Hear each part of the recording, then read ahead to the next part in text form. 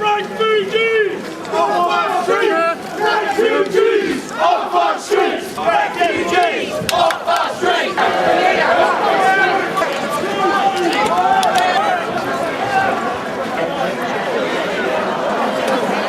Refugees off our streets! Refugees off our streets!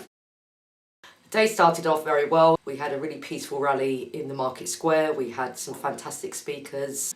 Lots of people there, Labour parties, trade unions, momentum groups, organised by Kent Anti-Racist Network. We should always remember that migrants, immigrants and refugees have helped to build this country, particularly our big cities. They have brought their skills, their passion, and many refugees have lived to be the most patriotic British citizens you could find. And it's so important that we show some of the most poor and deprived people in Europe, the refugees and migrants fleeing war, destitution and chaos. We need to reach out to them and show that we support them. The majority of the people that were attending the market square knew that the Nazis and fascists were gathering at Dover Priory Station, and our intention was to march up there and peacefully stop them being able to march in Dover, which is our right. And we went there to express our peaceful protest.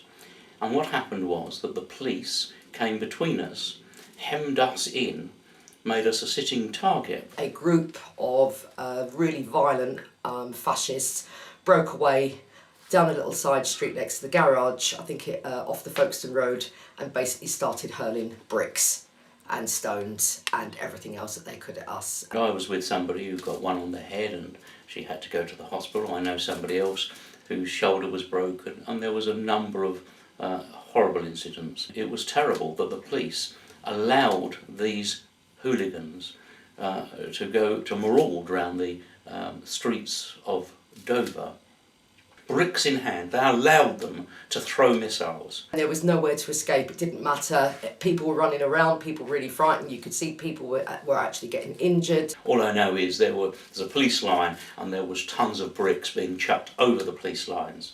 And once they take the decision that these hooligans have got the right to march, that's where it leads you. It means that you allow them to pass by the anti-fascist protests, and we were on the pavement, they were in the road, and they were just willy-nilly just coming out and thumping people. Why did they ever allow the National Front to meet at the railway station? I mean, it's an international station, it's a gateway to England. All kinds of people use that station. You know, people come off the boats, all kinds of people that are not English. There's kind of people that are targets, especially for those far-right groups. They're Nazis. They're people who actually want to destroy black and Asian and probably Jewish communities, and they want to destroy the trade unions. They are against everything that civilised people stand for. My dad was at Cable Street in East London in the 1930s when Mosley's fascists wanted to march through the Jewish East End, and the people of East London stopped them. They shall not pass, they said. And I think the same applies here. These people are racist bigots. Of course they haven't got the right to march to express their bile. I think we should stop them. I think we should stop them peacefully by having force of numbers to stop them passing through the streets of wherever they wish to march. The police were determined at all costs to make sure that they could have their march. Instead of thinking to themselves, we'll call it off and we'll send them back home, which is what they should have done, they allowed them to do it. It's a threat throughout Europe, and we must be eternally vigilant. It wasn't about peacefully protesting, about a unified march, about supporting the lorry drivers. It has nothing to do with it. They were intent to basically come out and, if need be, kill some of us. And that's basically what we're facing on the streets with these people today. If they come back to Dover, we need everyone to come out and stand with us, because that way we stop the violence, and it means that we push them back, and that's the only way they're going to be defeated. They were stopped in the 1930s, and it's our job to stop them today.